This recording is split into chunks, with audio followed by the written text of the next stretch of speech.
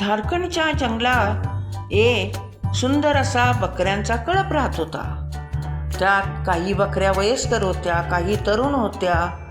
सगळ्या बकऱ्यांचे रंग खूप सुंदर होते आणि शिंगेही चांगली टोकदार होती. त्यात मंगू नावाची बकरी खूप हुशार, साहसी, बुद्धिमान होती आणि तरुणी होती. तिचा रंगही खूप छान होता. काळपट पांढरा रंग होता आणि खूप देखणी होती बकरी ती. ह्या बकरीताई सगळ्या एकत्र मिळून जंगलात गवत खायच्या, झाडांची फळे, झाडांची पाने खायच्या आणि संध्याकाळ झाली की आपापल्या घरी जायच्या. ह्या सगळ्या जणी एकत्र राहायच्या, कळपाने एकत्र वावरायच्या जंगलातून.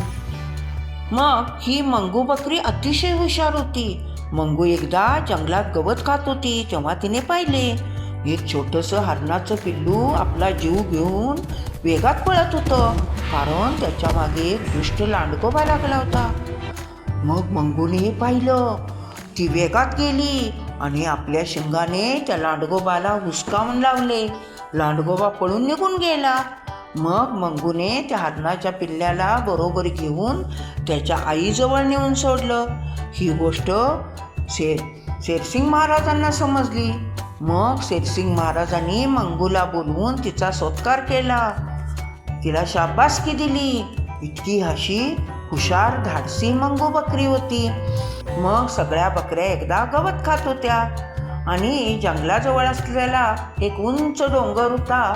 त्याच्याकडे मंगू बकरीताई सारखी पाहत होती. तेव्हा चिंगू बकरीने काय विचारले, अगं मंगूताई, डोंगराकडे काय ग सारखी पाहते आहेस? म्हणताना मंगू काय म्हणाली, नाही ग, अगं डोंगरावर बघ ना, किती मोठमोठी झाडे आहेत, हिरवेगार गवत आहे, फळे आहेत, भरपूर काही खायला आहे. त्यामुळे मला त्या डोंगरावर जावे वाटते ग. तेव्हा एक वयस्कर बकरीताई काय म्हणाली, अगं बरोबर आहे मंगू तुझं, पण त्या डोंगरावर एक दुष्ट लांडगा राहतो. तिथे जाण्यात आपल्याला धोका आहे, नको आपण जायला. मग मंगू काय म्हणाली, असं काय म्हणतात चिकाटी मावशी तुम्ही? अहो डोंगरावर धोका आहे, लांडगोबा राहतो आणि आपण इथे जंगलात राहतोय. इथे पण भरपूर हिंस्र प्राणी आहेत, लांडगे आहेत, सगळे प्राणी आहेत. इथं पण आपल्या जीवाला धोका आहे, पण आपण जंगलातनं फिरतोच ना. मग चिकाटी मावशी म्हणाली, होय बरोबर आहे मंगू तुझं.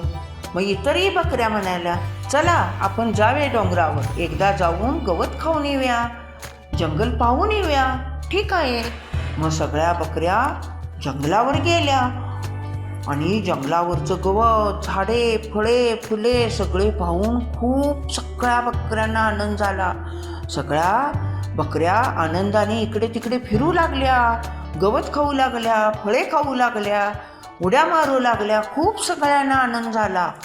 एकमेकीशी बोलू लागल्या आणि त्यांचा हा दंगा आवाज ऐकून तिथे गुहेत असलेल्या दुष्ट खोटे लांडगे रावानी यांचा सगळा आवाज ऐकला आणि ते बाहेर आले गुहेतने. त्यांनी पाहिलं, अरे वा, काय या बकऱ्या कशा काय इतक्या वर आज आल्या? एक नाही, दोन नाही, भरपूर बकऱ्या. अरे देवा, आयतीच मेजवानी चालून आल्या मला. आज दिवस कसला आहे माहिती नाही, असे लांडगोबा म्हणत बाहेर आले आणि हळूहळू दबक्या पावलाने ते बकरीच्या कळपाकडे निघाले. तेव्हा एका बकरीचं लक्ष गेलं त्यांच्याकडे आणि ती बकरी काय म्हणाली, सगळ्या बकऱ्यांना म्हणाली, अगं बकरी ताईनो, पळा पळा, लांडगोबा यायला लागलाय, पळा पळा, थांबू नका, चला लवकर जंगलात, पळा पळा. सगळ्या बकऱ्यांनी पाहिलं त्या पळायला लागल्या. मंगूही पळायला लागली. पण काय झालं, बकऱ्या पळायला लागल्यावर लांडगोबा वेगात आले आणि पटकन त्यांनी एका बकरीवर झेप घेतली आणि त्या बकरीची शिकार करून खाऊन टाकली. मग मंगू बकरीने पाठीमागे पाहिले. तिनं तो लांडगोबा त्या बकरीला खात असताना पाहिलं. तिला खूप वाईट वाटलं. एकीकडे वाईट वाटलं आणि एकीकडे त्या लांडगोबाचा भयंकर राग आला. तिच्या डोळ्यातून पाणी यायला लागलं. पण ती आपला हुंदका आवरत तशीच खाली निघून गेली जंगलात. मग खाली गेल्यावर सगळ्या बकऱ्या एकत्र झाल्या. मंगू रडायला लागली. मग चिकाटी मावशी काय म्हणाली, बघ मंगू, तुला मी सांगितलं होतं तिथं दुष्ट लांडगा राहतो, नको जायला, पण तू आपला हट्ट सोडला नाहीस, सगळ्यांना घेऊन गेलीस. आपली बहीण आज एक आपल्यातनं निघून गेली. मग मंगू म्हणाली, होय चिकाटी मावशी, माझ्यामुळे हे घडलं, मी नको होतं तुम्हाला न्यायला, मी चुकले, मला माफ करा. आपली बहीण गेली, मला खूप खूप त्रास होतोय. मग सगळ्या बकऱ्या घरी गेल्या. दुसऱ्या दिवशी परत सगळ्या जंगलात बकऱ्या गवत खायला आल्या. सगळ्या बकऱ्या येऊन गवत खायला लागल्या.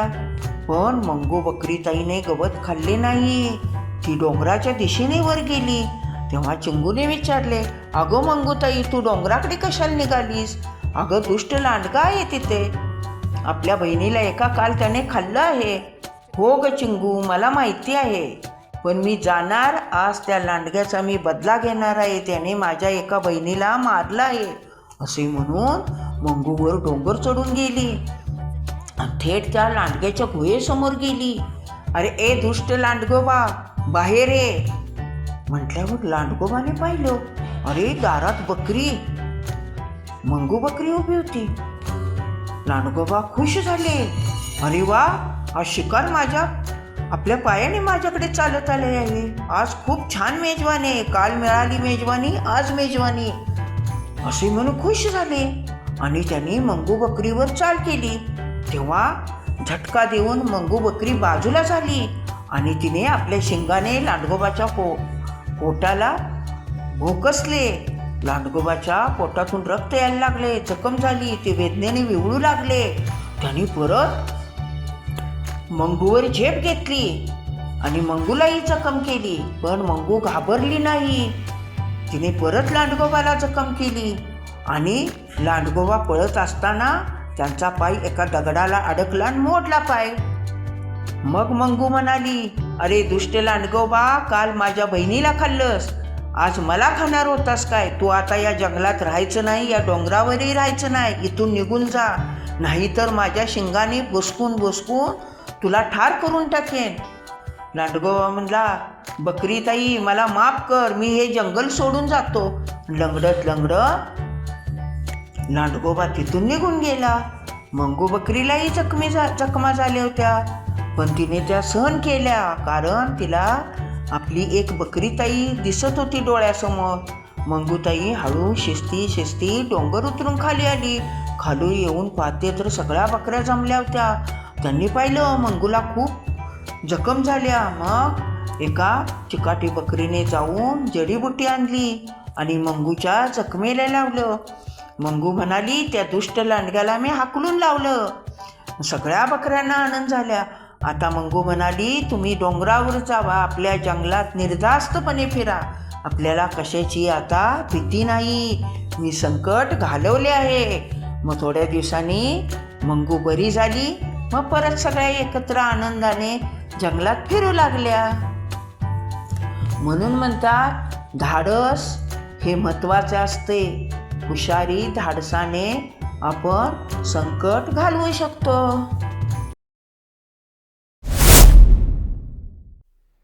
हा व्हिडिओ आवडला असेल तर आपल्या आजीच्या गोष्टी चॅनलला लाईक करा, शेअर करा आणि सबस्क्राईब करा.